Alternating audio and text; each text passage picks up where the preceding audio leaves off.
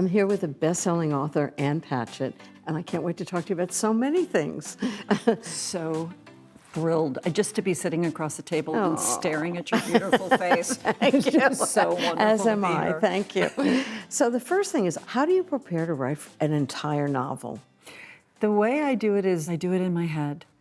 And I think about a story maybe for a year, maybe for 3 years.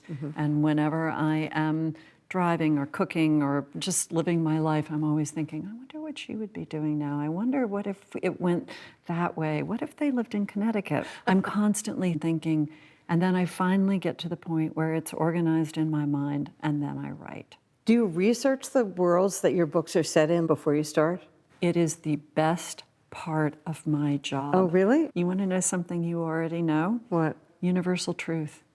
People want to be asked questions.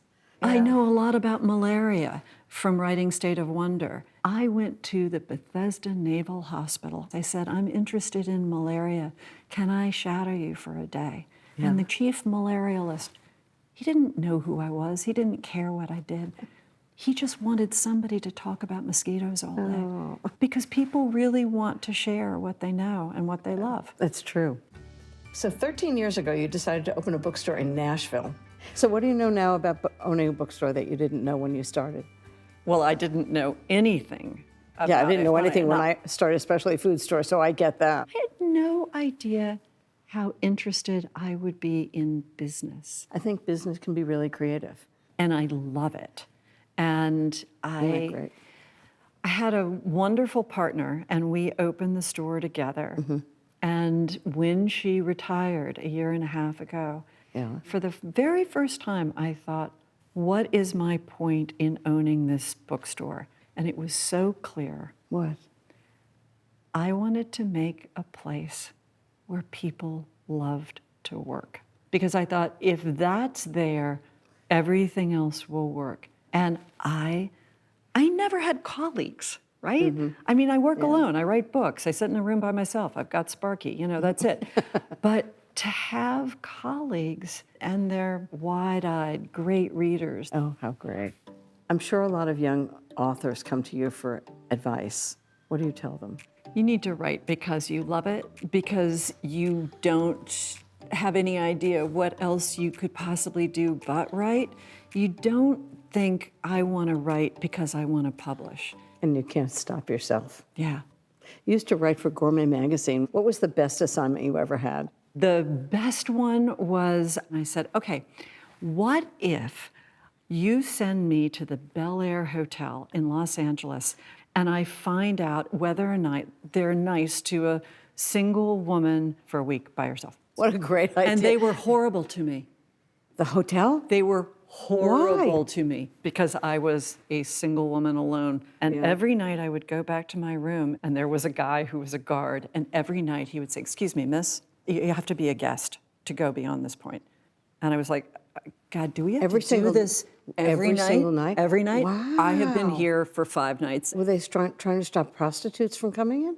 What were they? What was the? Ina. I know, but what? The why most would they, unambitious prostitute in the world. But why would they not want a single woman to go visit? I didn't look like a guest at the Belair Hotel. Oh.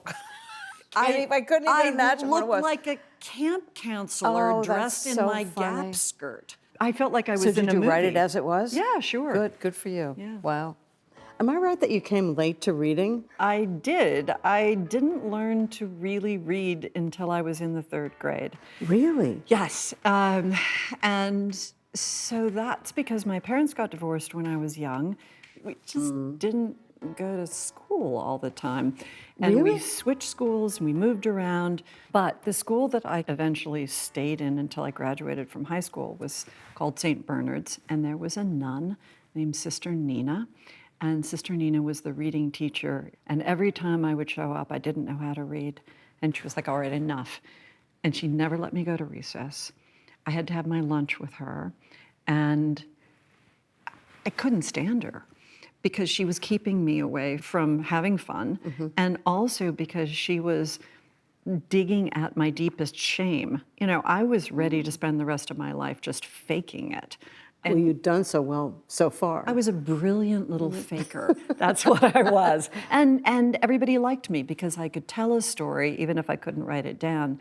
And Sister Nina was like, not good enough. We're digging in. We're going to do this. And she taught me how to read.